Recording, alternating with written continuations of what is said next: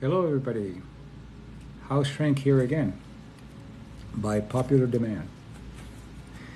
So I will be discussing the topic of today, which is controversial, and I will in a moment when people start joining. So welcome everybody, House Shrink here, Dr. Mario Martinez, and I will be talking about some very interesting subjects here that are controversial for some people, and I think as a scientist you have to have a backbone to be able to speak about anything without offending people, just speaking about it without prejudice and just being clear on what the science has, good science has to say, not pseudoscience, and then discourse with respect for each other. So welcome, and make sure that that you follow the host and that you share the video. And as usual, Samantha's going to be monitoring. And we have these rules where if a clown comes in and tries to be funny and tries to distract, we give them a clown warning. The second time that they do it again, they are muted. The vampires are the people that come here to insult or to try to be negative and in a disrespectful way. They're given a vampire warning, they do it again, and then not only are they muted, they're blocked, because those are people that are bitter, and we don't want that. So anyway, that's what we'll be doing. So the topic for today is controversial, but many of you have asked me to talk about it. So what I'm going to do is I'm going to talk about it. I'm going to give you some facts, and I'm going to give you some information is how you can begin to develop character. Okay, so those who just joined, welcome. This is Dr. Mario Martinez, also known as House Shrink here on TikTok. So all I ask you to do, because I'll be giving you really good information, scientific information, and of course my own opinion, and all I ask you to do is just to follow the host and share the video. We have thousands of people every time I'm on, so it's a really good, popular channel. And then those of you who may miss or want to watch the whole video, complete video, and it's usually about an hour, sometimes a little longer. Hello from Afghanistan, welcome. Then you can go to my YouTube channel, Dr. Mario Martinez, and you can watch the whole video. It'll be up tomorrow. We already have the most recent, which was done yesterday, up on jealousy and relationships. And so it'll be up actually later this afternoon, so don't worry about it. You're not going to miss anything. So stick with it here. And then tomorrow you can watch this video completely in its entirety at my YouTube channel, Dr. Mario Martinez, and make sure that you follow the channel, because if you do, then you'll be notified when I'm on, and then you have a choice to either be on or not. Okay, so as you're joining me, make sure that you follow the host, and what I'm going to be talking about today is pronouns and other distractions. So we're going to be talking about pronouns. A lot of people want to know, what is this thing about pronouns and what's happening with it? And what are the implications? So I'll be addressing that as a psychologist, but also as a human being. So, but I want to let you know that I'm going to be discussing this without offending anybody, without saying this is good or this is bad. I'm going to give you some of the consequences one way or the other, and then you decide whatever you want to do. So that's what's going to be about. It's going to be about the pronouns, and it's going to be pronouns and other distractions from what I call character. All right, so if you just joined, Dr. Mario Martinez, also known as House Shrink here on TikTok, and this subject's going to be controversial. It doesn't have to be, but some people get offended. This is not about offending. This is about giving you information in a reasonable way, and then discussing it without giving labels. Because remember, this is what happens with groupthink. Groupthink is a tyranny, like political correctness. It doesn't allow you to express opinions or science or anything. If they don't agree with you, then you're given a label that nobody likes. Misogynist, xenophobe, homophobe, white supremacist, all these other labels that have nothing to do with the subject. But what they want to do is they want to quiet you. They don't want you to express yourself. And here, I'm going to be expressing myself in a decent, reasonable way, actually to let you know that you're more than your labels. That's the whole point, that you're more than your labels. This is not to distract you from or to dissuade you from the labels that you want to give yourself. but to let you know some of the psychological consequences. So anyway, here's what we do. The whole concept now of people asking, what is your pronoun? What are you, a he, a she, a they, a them, kind of thing? Or your race. What is your race? What is your political inclination? Are you a conservative? You're a liberal? Those are labels. And those labels detract you and distract you from character. So when people ask me, what is my pronoun? My pronoun has nothing to do with anything. You want to know about my character and who I am? I'll tell you. I just don't give a damn about pronouns. If you want to have a pronoun, that's fine. But here's what happens. When you over-identify with a label, that could be a pronoun, it could be a race, it could be a political inclination, you are distracting yourself from developing character. And what is character? Character is really the mental and the moral qualities that you have that identify you as an individual. That's what character is. And what are those moral characters? It's virtue, goodness, honor, honesty, justice, a sense of nobleness. That's what matters. That's what you want to develop. So if you want to identify yourself with a label, and especially get offended if you're not given that label, you're distracting yourself from something that you're more of. You're more than a he, a she, a we, and they, or whatever. You are an individual who wants to develop character, which is what matters. And it's very important we do that. So that's one of the things that happens, that you distract yourself from your character, from who you are as an individual, when you give yourself all these labels. Race is another one. For example, you identify yourself with a race. Nothing wrong with that. It's just that you're undervaluing the character of who you are. What matters is not whether you're black or white or whatever. What matters is what character do you have. And I'll give you an example. You can't legislate a lack of prejudice. Actually, when you try to legislate, when you try to force people to abide by a certain rule, what it does is it increases the prejudice. And prejudice is not something that is white or black or conservative, liberal. Prejudice is a human flaw that anybody can have. So let me give you an example. Let's talk about race, all right? The stupid thinking now that you have to apologize for being white.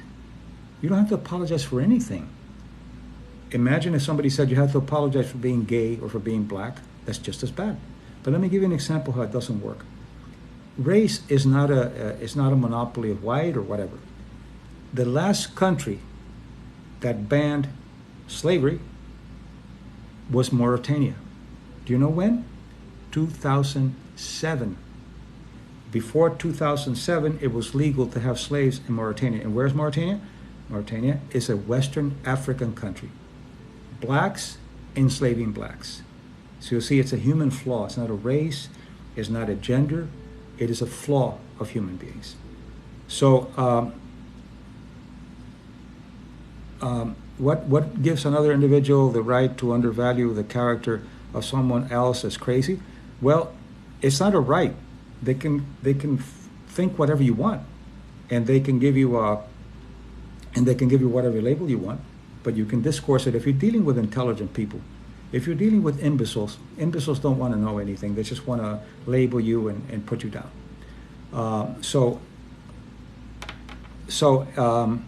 No, I don't want you to address me as anything. I want you to address me as me, Mario. I don't want labels of he, she, we. Mario and my character is what you want to address, okay? So that's how I deal with it. So anyway, if you just joined, the first thing that I ask you is that you follow the host. Tomorrow you can go to a YouTube channel, Dr. Mario Martinez, and you can watch the whole show. Now, we're keeping the clowns out and we're keeping the emotional vampires out. Why? Because the clowns are here just to distract. They have a small mind, low self-esteem, and they come here to try to be cute. And what I want to do is I want you to feel respected here. You come here, you could be doing something else, but you chose to be here to learn something, to discourse, to have an intelligent interaction. And these idiots, they are idiots, they come on and they try to distract you by trying to get attention to themselves. And they're usually not funny. And what I tell them is, look, if you want to be funny, don't do it for free. Go to Saturday night or go to somewhere else. And if you're funny, they'll pay you for it. So why do it for free here, especially if we're going to block you? All right? So this is what it's all about. The vampires are the people that are, they get up in the morning and they say, whose life can I screw up today? And they come here and they come in with harm and with bad intentions. We get those people out. So an intelligent interaction. Why do you subject yourself to derogatory terms in your own name? I'm not sure I understand that. Try to be more clear and I'll try to answer it for you, okay? So I'm going to try to answer questions, but to make sure that I know the question that you're asking. So make sure that you follow the host. And again, don't be cute because you'll be muted. This is about intelligent, serious information because it has to do with character. It has to do with developing character. And I'll be talking about that. I'll be talking about how to develop character, whether you're gay or straight or black or white or whatever. How to develop character as a human being, which is what matters.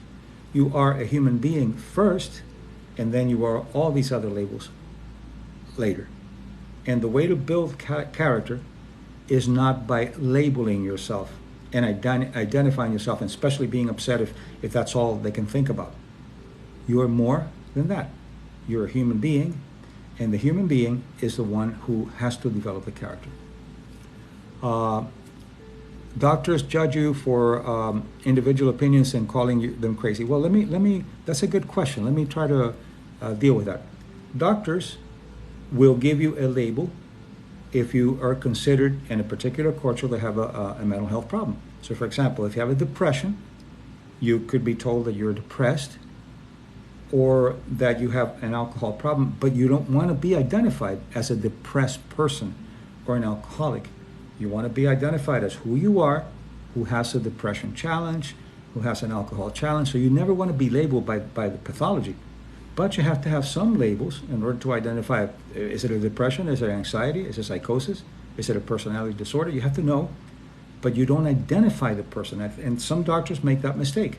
They'll say the diabetic or the depressed. No. A person with diabetes, a person who is depressed, that's how you deal with it. Teenagers are more confused due to everything going on in the news and social media. Absolutely. Let me talk about that. Before, a few years ago, when a person had an issue with their gender, especially growing up as pre-adolescent, adolescent, they used to call it sexual orientation disorder. They changed that because they thought it was politically incorrect. So now they call it teenage dysphoria. And let me tell you about that. Teenage dysphoria happens in 0.000 of the population. And what it means is that most people have some questions about how to identify themselves with a gender. If they have an attraction for the same sex, am I gay? Those things are normal because the people are identifying themselves. And most people kind of work out it on their own. Even the ones who have the adolescent dysphoria, which is this misunderstanding or confused about who they are, their attractions, 90% of those work out on their own. 10% need some help in helping them identify and feel comfortable with whatever they identify with. But you see, now, and some schools are doing something that I consider to be child abuse. They're putting kids through a 6-week program to make them identify themselves with a pronoun. I think that is disgusting, because you can't take people through 6 weeks where they have to have a developmental, they know nothing about developmental psychology or biology. They're idiots. And what they do is they put you through that, and at the end you have to have a label. You have to be a he, she, we, they. That is disgusting. You want to have people develop and grow and explore, and then develop whoever they are, and then if they need help, then you can give them help. So anyway, what about verbs? What about verbs? I don't know what you mean by that, but if you want to ask me, I'll try to answer it for you. So again, I am trying to talk about something intelligent here, which is what I call pronouns and other distractions. What are the other distractions? The pronouns, the race, the political orientation. All of those are pronouns that or they're labels that go beyond your humanity, and that's not how it works. You are a human being first. And why do you want to identify with a human being? Because if you don't, then you'll be focusing on the label. Are you calling me he, she, they? Are you calling me African American? All of that, instead of saying, I am an individual, and I'm going to develop my character as an individual. And that will be my identity, my character, who I am. Am I virtuous? Am I a just person? Am I compassionate? Am I truthful? And Aristotle had the best ways to teach this sense of virtue. He said that that you're born to go beyond the hedonic life, which is that pleasure for the sake of pleasure. The way you build character and virtue, which by the way is good for the immune system now, there's the latest research is showing that it's good for the immune system, is what he called eudaimonia, which means that you develop pleasure with service, purpose, and meaning. If you find pleasure in service, meaning, and purpose, you're going to have a better immune system. It's been shown already with CTRAs and other kinds of things. So, so let's see. About application, let me look at this. Should write, when applications ask you what your race is, you can, individual. That's right. You know what, when people ask me for a race, I write Homo sapien, because that's what we all are, we're Homo sapiens. When they ask me for my age, I say ageless. Fuck that. I'm not going to be put into a box to meet some kind of criteria of someone imposing something on me. Okay? Every once in a while I have to use a little profanity because it's kind of, I guess, an emphasis to what I'm trying to say. Why do we put so much weight on one's personal identity in the first place? Well, because you have to know who you are. You see, social constructivism, which is a virus, it's worse than a virus, tells you, look, it doesn't matter, everybody's the same, everything is socially constructed, biology doesn't matter, there's no individualism, everybody's the same, and that is terrible, terrible for your individuating, which is an important process of your psychology. Individuation is very important. You have to know who you are in difference with the rest of the world. And it starts from the moment that you're born. Your skin is your boundary, but you don't know that boundary yet. You're born, and the newborn and infants will bite everything because they're very oral. They try to learn the world orally. So they bite a blanket, and there's no reaction. There's no nerve ending. They bite a toy, nothing. They bite themselves. Ooh, there's a difference here. That's when you begin to individuate. Look how important it is. You're made to be an individual, not better than anybody else, but to be unique. And that's what allows you to then grow and become a good person and a good contributor to your society and so forth.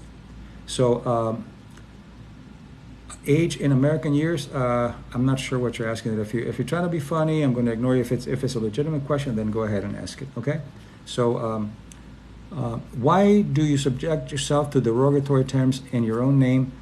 House shrink. No, that's not derogatory. That's a good question. I find it to be amusing. I find it amusing. If it were derogatory, I wouldn't use it. Here's where it comes from. House shrink, that's what they call psychologists and psychiatrists, in kind of in a fun way. And it comes from, in the Amazon, there's some tribes that after they kill their enemy, they will shrink the heads and they make them very small, head shrinkers. So since we work with the head, they call us head shrinks. And I have no problem with that. If I had a problem with it, I wouldn't use it. So to me, it's amusing. See, another thing that happens with political correctness is that there's no sense of humor. Everything is offensive. You offend this, you offend that. Come on, wake up. So I'm not offended by it. I find it funny, so I use it. So there's a question. I'm glad you asked that question. It's very, very nice. So make sure that you follow the host. It's very important. And especially that you share this video. We have thousands of people watching these videos because of you. Trans rights activists will label you a TERF. I agree with you. I don't care what I'm labeled. The problem is that if I'm speaking about pronouns as distractions, immediately some people think, oh, he's being a homophobe or he's being that. No. I'm talking about it doesn't matter who you are. It doesn't matter. What I'm saying is that the pronouns and the race card are distractions from developing character, because you're more concerned in the label that you live with than who you are as an individual. That's the point that I'm making. Okay? So, and what is a turf? Somebody's asking, what is a turf?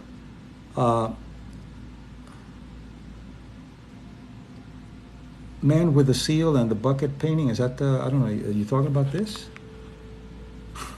Is that what you're talking about? That's Samson and Delilah. So anyway, some psychologists agree, yes, they do, but they disagree with bad science. They use social constructivism with biology. For example, there are only two biological genders, male and female. That's it. And hermaphrodites, who are both. You can identify, you can have a gender identity with whatever you want, but it doesn't change your biology. So be aware of that. So it's very important that you understand that you can have any kind of identity, whatever you want, but it doesn't change your gender. Your biological gender is the same. When you die 100 years from now, they'll be able, 90% of the time, they'll be able to identify your skeleton, whether you're male or female. And it's a lot more than that. But social constructivism says, no, that doesn't matter. You can be whatever you want. If you want to take it to a logical conclusion, let's forget gender. Let's say, okay, today I think I'm a car. You're a car? Yes, I'm a car. I'm mechanical like a car, and I pump my blood like the car pumps with a... Okay, what do I need to call you? Call me Chevy or call me Mustang. Come on. You can do that if you want to, and you perfectly have a right to do it, but you can't force people to live out whatever you identify with, especially if you try to make it a legal process, where it's illegal to not call people the way that they want. The Harry Potter glasses. A lot of people talk about that. Harry Potter, some people call it John Lennon. That's okay, whatever you want. All right. And yeah, the gender therapists don't care about biology. That's right. And you have to care about biology. Hormonally, you're different. You certainly have a prostate as opposed to ovaries.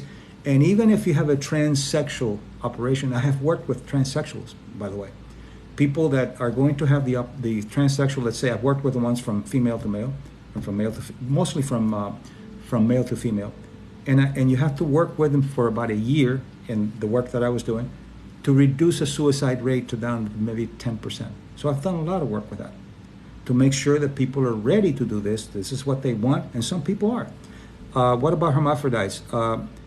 Hermaphrodites are a combination of male and female. They have both organs. By the way, some hermaphrodites, in theory, could actually reproduce because they have a male organ and they have semen, and they have female organs, they have an ovary, so they can actually reproduce themselves.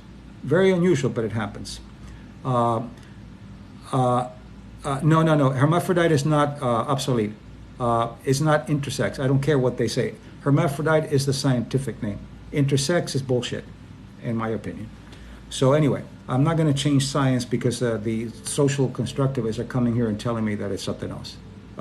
If someone has an obesity problem, they're not horizontally challenged. They have an obesity problem. And if you don't look into it that way, then you're going to be fantasizing yourself into some kind of a never-never-land.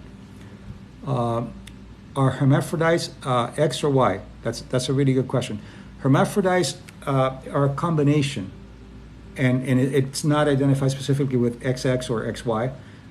They sometimes have a combination. By the way, sometimes you can have a woman could have an XY, and this is a problem if you don't use good science. Some female athletes have been taken off of their particular areas because they're XY and they think that they're male. They're not. There's some women that are XY. So you have to know the biology. Is constant indecisively similar to having identity loss? Well, what happens is that, no, I'm not staying in the 50s. I'm staying in the 2000, I can give you all the biology you want. I'm not staying in the 50s. The 50s was not really good biology. I'm talking about the psychoneuroimmunology. I'm talking about brain science, functional MRIs. I'm talking about chromosomes. I'm talking about methylation and all the histones, all the things, the neurotransmitters. So don't give me that bullshit, okay? All right, now, here's what I'm trying to do here. Someone asked about being unclear with identity. Well, if you're unclear with identity, that's okay. It's at the beginning. You want to ask yourself, no. Brain science has not disproved a damn thing. Tell me how it has disproved me. Tell me how brain science has disproved me. I'm a neuropsychologist. Tell me, give me evidence. Don't give me empty words. Tell me, and I will debate that with you respectfully. Tell me how it's disproved me. Is constant indecisiveness similar to having identity loss? Well, indecisive about what? Indecisive about what? You have to first be clear. Indecisive about your profession, indecisive about your gender, the likes and dislikes.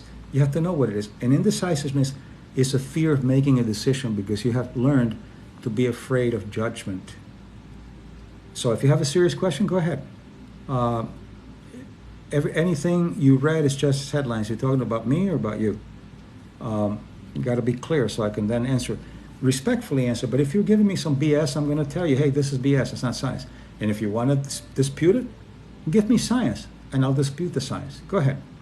Just give it a try. Don't just give me labels. Okay, going on. How do you build character then? How do you build character?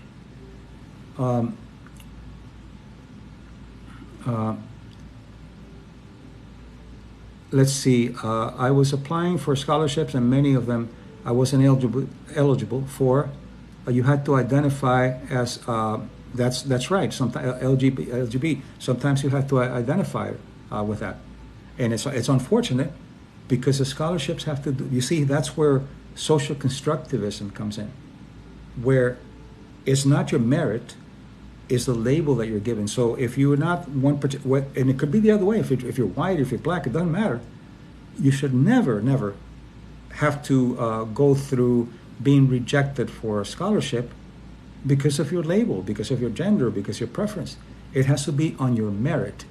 And social constructivism is not on merit. It's not on the biology, not on the individual. It's on the labels and the political correctness bullshit. So anyway, social constructivism is fatalist. It is fatalist, very fatalist. So let me see if I can get one here that. No, there are. Somebody says saying here, humans are not hermaphrodites. You're either male or female. No, that's not true. You can be. The hermaphrodites are very rare, but they have male and female organs, both male and female. They have prostates, and they have a penis and a vagina, and they have ovaries. Very rare, but it happens. So they're both sexes. That's one of the unique differences in biology, but it happens. And they're called hermaphrodites because it's both. You're not male, you're not female. You're both. Okay. And you can give it all kinds of politically correct labels, but it's still hermaphrodites. All right. So now,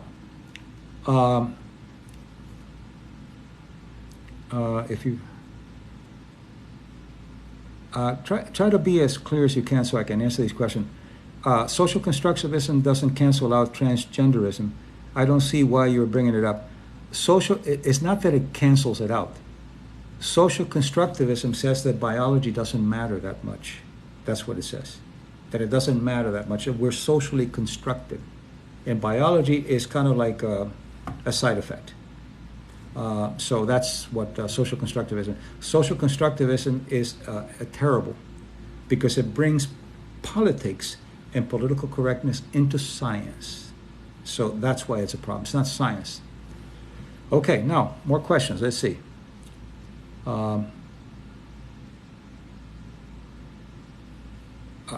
You just won a female weightlifting championship? Fine, that's wonderful. If that's true, then be proud. So it's a shame there's such a limit on this. I couldn't make that one out. Okay, let's see. So why are you targeting transgenderism and not social constructivism? I'm targeting both. I'm saying that social constructivism allows for this confusion to go on. And what I mean by confusion is that it takes away the person from their character. It takes away the person from that, and they start playing with labels and names, and I'm this and I'm that. You are what you live. You are the person, the honesty of who you are, the compassion of who you are. And the labels are kind of like an afterthought kind of thing. It's a label that you give yourself. If you're tall, you're short. So if you say now, okay, look, I want you to tell me that I'm a giant because I feel like a giant. I want to identify with a giant. And you're 5'2", you could do that, but you're not going to force me to tell you you're a giant. No, you're the person. I don't even tell you short or long. I say you're John or you're Mary or whatever. But think about it, how imposing your beliefs, even though your biology doesn't follow, that's social constructivism. Okay, so getting back into the questions here, which is how do you build character independent of the label that you give yourself? Ask yourself, what kind of a person am I? What kind of a person am I living? Whether I'm gay, straight, black, white, doesn't matter. How truthful am I with myself and with other people?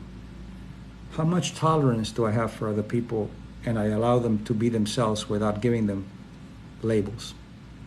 How much compassion do I have for myself and for others? And how much service do I provide to other people? How good am I with the people that I love? That's character.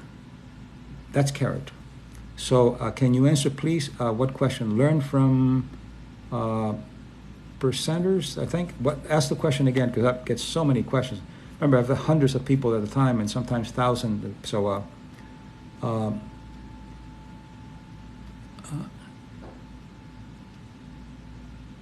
okay, I'm a non-binary male that accepts others having their own unique. I feel it's our right to self-identity. I'm hated by most. You're absolutely right. You're right. You have a total right, and you should not be hated by your identity. What you can't do is in your face. You can't force me to tell you what you want me to tell you. But I will respect who you are, and you have a right to be who you are. So you should not be hated by anyone. I don't think that hatred is good for anything, except for criminals, and not even hatred. Just put them away. So what do you think about the idolization of trans? I think it's damaging and it's promoting illness. I think that idolization of anything is bad. You don't want to idolize labels. That's my whole point. Try to get this, please. My point is that you don't idolize anything, whether it's straight, whatever. What you want to not idolize, you want to respect and admire, is character. Character. That's the idea, not labels. Character. You can respect that, and you can have admiration. If a gay person does something good for society, beautiful. If a straight person does something good for society, beautiful. I don't care what their sexual preference is. But you don't want to over-identify. So then you can find out who you are, how you can grow as an individual. And sometimes what happens with social constructivism and political correctness is that they give you a label that nobody could criticize. Let's say that you're white, okay? And you have a point that somebody disagrees with you.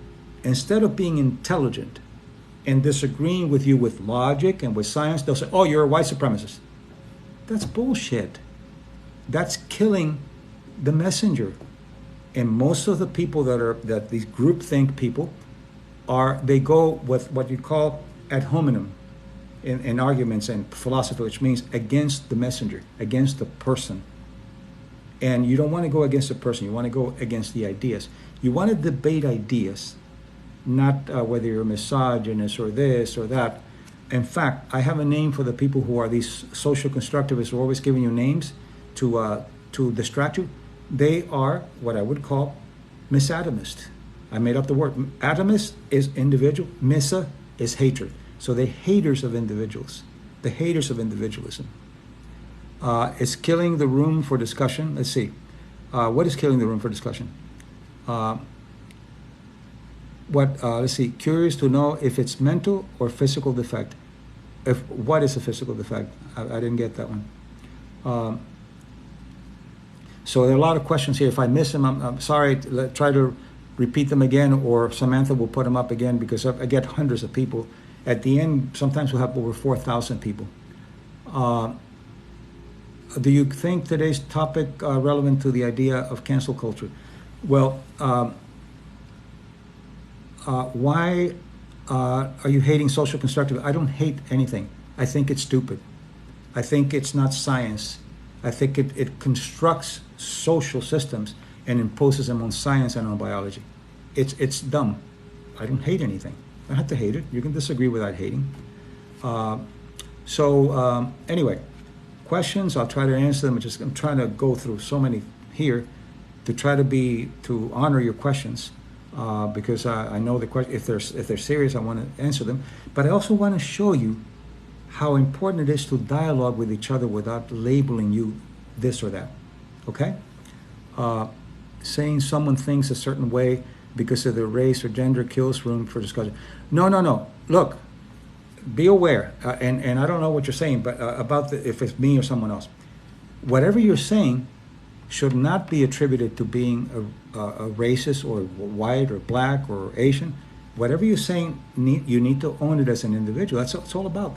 Individualism, you own who you are. You don't hide behind labels. And that's the whole point.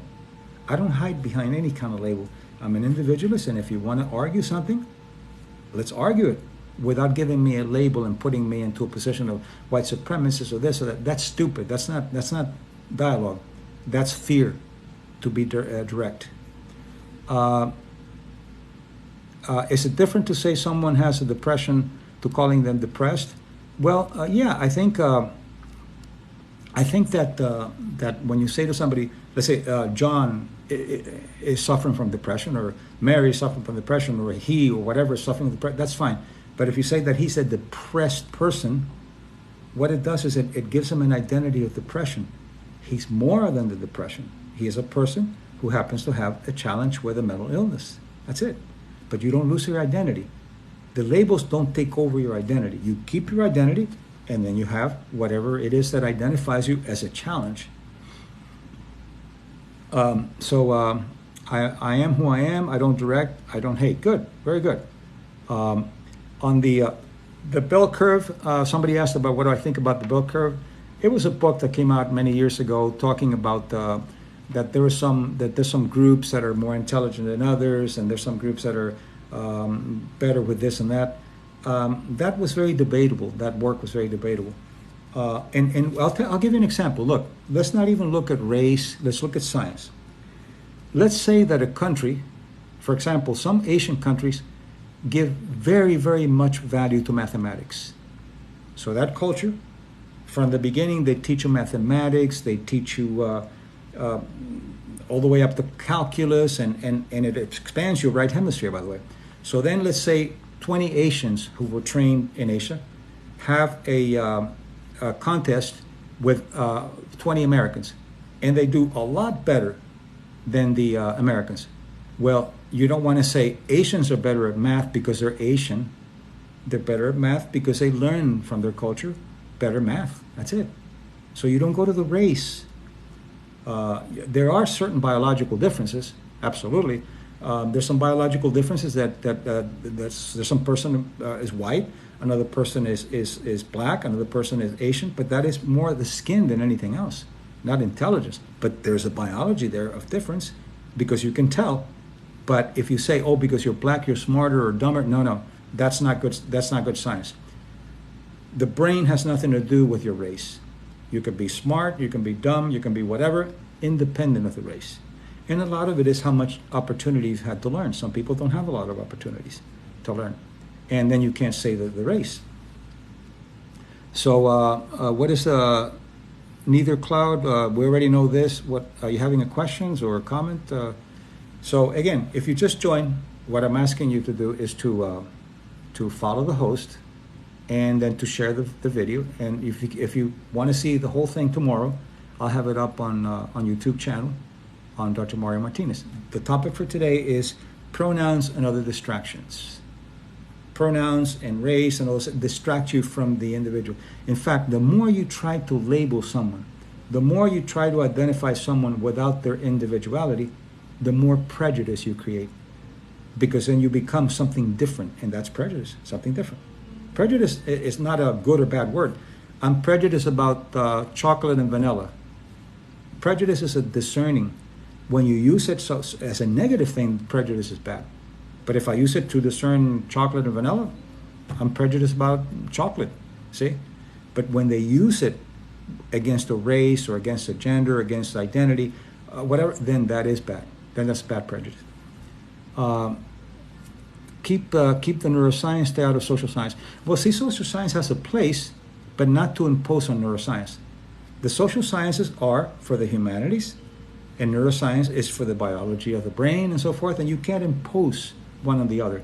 And that's what social constructivism does. How to deal with identity loss? Well, identity of what? What identity have you lost? That's what you have to ask yourself. And how did you lose it? That's what you want to identify. See, I can't answer general questions because then I get lost with the lack of clarity. So the whole idea is clarity. I think the term Karen is now becoming an unfair label. Labels are not good in the sense that if they detract you from your identity. Even if it's a good label, if you say, this guy's a genius, okay, that's fine. But what else besides a genius or an idiot? Besides that, what are you? Well, there are qualities that you have besides being a genius or besides being even an emotional vampire. Those are labels, but you don't want to identify with it. In fact, what I'm saying is get out of that label and come out and be serious with yourself. Do not vaccinate. Well, I can't talk about that. Let's leave that out of the way. That's a very personal decision that you make with your professional in healthcare. Very personal decision. I respect either one. Whatever the person decides, then take responsibility for your decision. So what's a good answer for who you are? Depending on what you want to ask me. Who am I as far as what? In my profession, I'm a psychologist. As my gender, I'm a male. As a person, I try to grow and I try to learn from other people. So you see, we're not just one thing. Identity is many things. But when you give one label, then you're forcing a limitation of the identity. And you're superimposing something that's more than you. The identity is more than the label. So be aware of that. So the topic for today is one that's a bit controversial, but we have some pretty good people here who are willing to talk about it without offending. It's pronouns and other distractions. And what I'm arguing is that pronouns and race and things like that, if you over-identify with it, you're losing your own identity. You're losing who you are as an individual. What are your virtues? What are your morals? That's what matters. Can people actually lose an identity or think they don't have one? Well, it just depends. Right now, social constructivism causes so much confusion that otherwise, who the hell am I? You are who you are, but the way that you identify yourself, here's the key. Ask yourself, how good am I with other people? How truthful am I with other people? How fair am I with other people? How much service do I provide to other people, independent of the labels? And you'll find out who you are. And if you don't like what you found out, you cultivate it and you become better.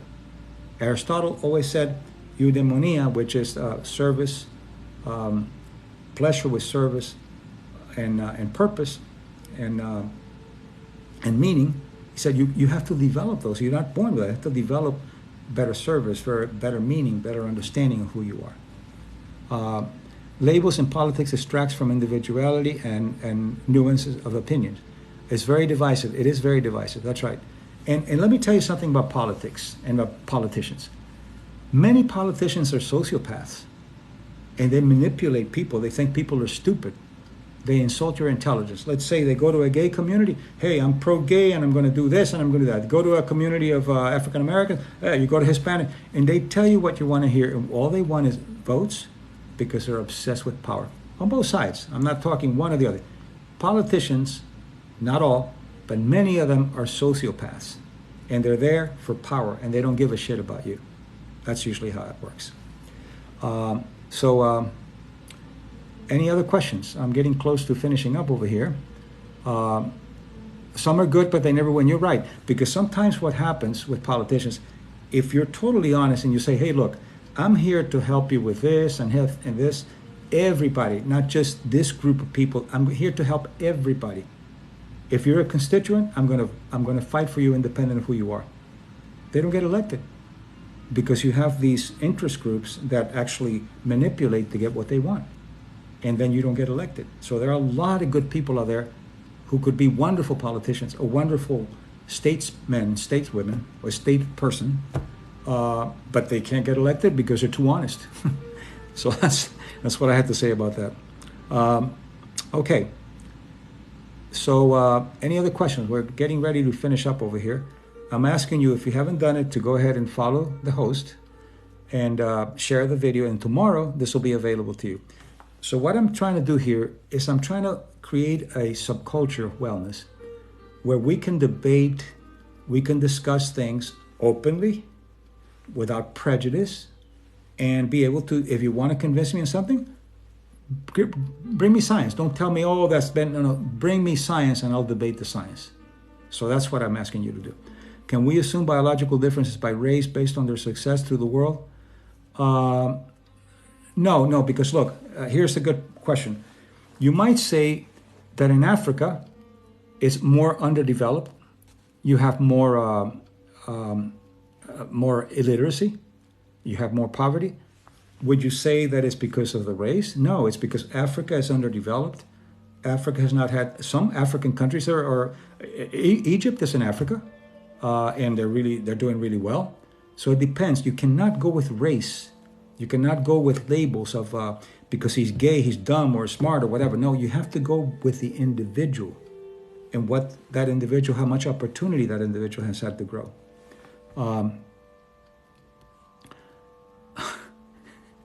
Okay, I'm going to let that one go by. So what the whole idea is that we debate things respectfully. I'm not saying to anybody, don't be this, don't be that, don't be gay. I'm not saying that. I'm saying be an individual. Develop character independent of your label, your gender, your identities with whatever. Develop character independent of who you are. That's my whole point.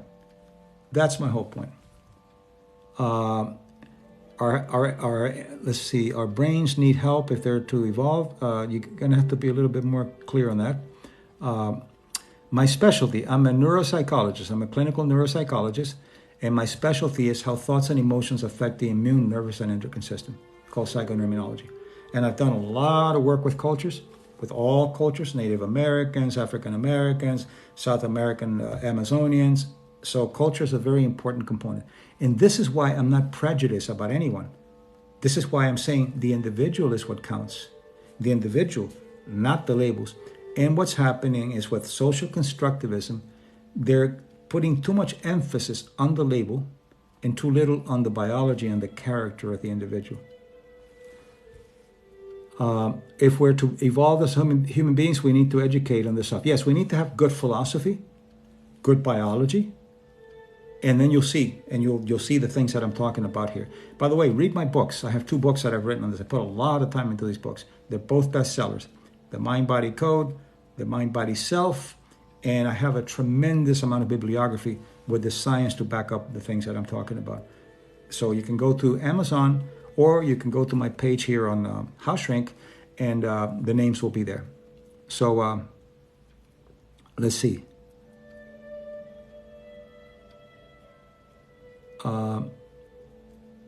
Do you agree with being straight in a social construct? You can be whatever you want. You are who you are.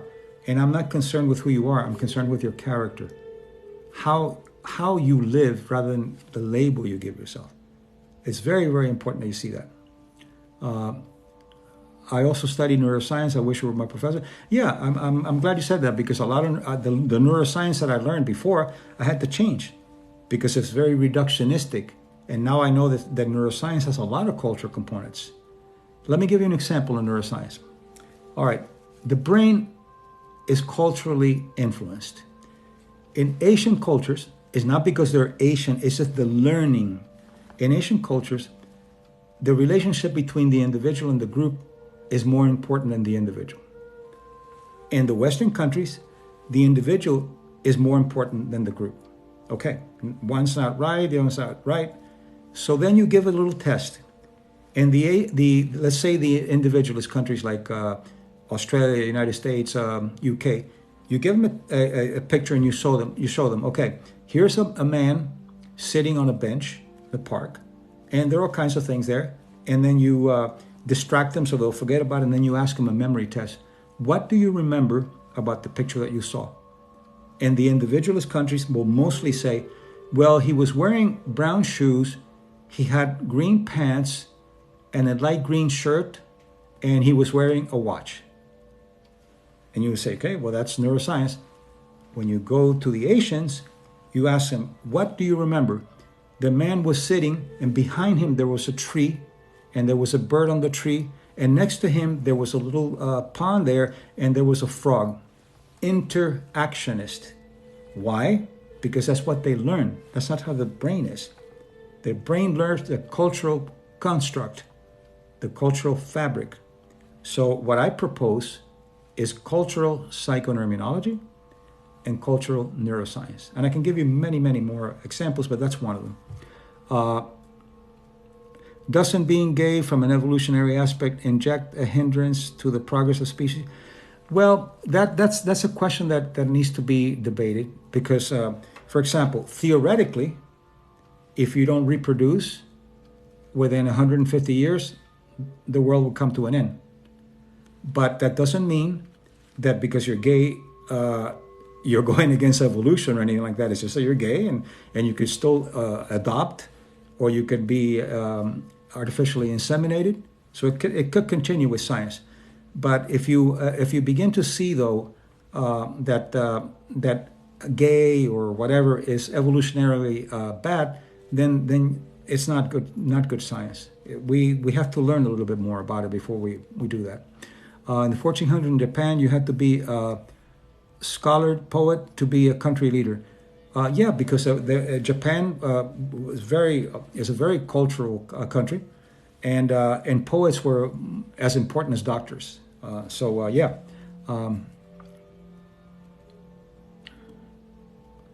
Okay, which one is healthier? Looking at it from individuals. That question is not too clear to me. It has to be real clear. What part of the conversation is unclear to you? So let me know what's unclear. I'll try to explain it. If you just joined, I'm talking about pronouns and other distractions from character. Race, pronouns, or distractions from character. They don't allow you to really individuate. Anyway, I am about ready to finish up here. So I want to make sure that all of you that joined, that you follow the host. It'll be available for you tomorrow, and you can and you can watch it in its entirety. So some questions that are irrelevant, but I'm just going to let them go by because it's a little late to. But I'm glad we didn't have too many vampires. Maybe one or two that were blocked, and a couple of clowns. So it's getting better. You see, what I'm noticing with our group here is that each time we get more and more people who are interested in the intellectual component of this, who are serious about learning and discoursing and agreeing or disagreeing in a way that we respect each other. But I'm going to be talking about the biology of things, the neuroscience of things, not the social constructivism of things. That's not science. That's pseudoscience. That should stay in political science, and it should stay in the social sciences. It should not go to biology, because I don't know what the hell they're talking about. Anyway, yes, it's difficult to have a real discussion when we have a character limit. You're right.